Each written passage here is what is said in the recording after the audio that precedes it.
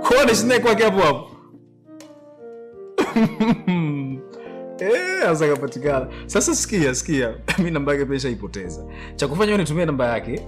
Mimi nitampigia, nitampa hongera sana by the way, kwa sababu alikuwa anakataa sana kuingia kwenye chama. Alafu sawa. Aza, wife. Kuna yule mshikaji wangu ambaye alikuwa anasoma naye chuo, nilikuwa nakuhadisia Aza. Anapenda pale sana wanawake, anatabisa kamera.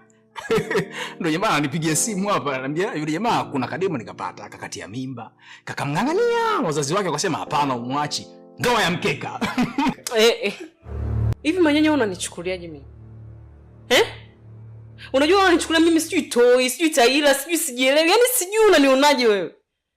Toka jana nakuangalia, unarudi nyumbani like kama hamna chochote ambacho kimetokea. Tuko sawa, hamna shida yoyote.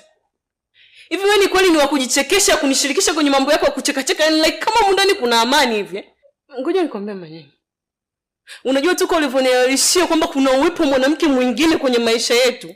Hujui tu jinsi gani inanitafuna. Najaribu kufanya labda hata nizoee hali ni ngumu mno. Yaani nasikia moyo wangu unauma. Sijui unanielewa, yaani natamani hata unielewe manyanya tumetoka mbali. Mume wangu umenioa alafu nivumilie tu kwamba una mwanamke mwingine nje nichukulie tu kawaida siwezi. Na wewe kwamba inawezekana mimi nilikuwa ni sababu ya wewe kwenda kwa mwanamke mwingine.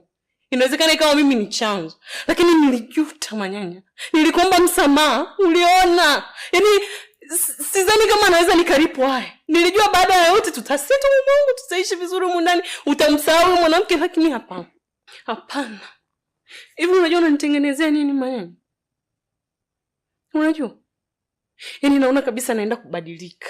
Naenda kuwa mtu mwingine. Yaani unaenda kunitengenezea maisha ambayo sikuwahi kuyaishi. Nasikia yaani moyo wangu unapouma, sijui nikuelezeje manyanya. Sijui.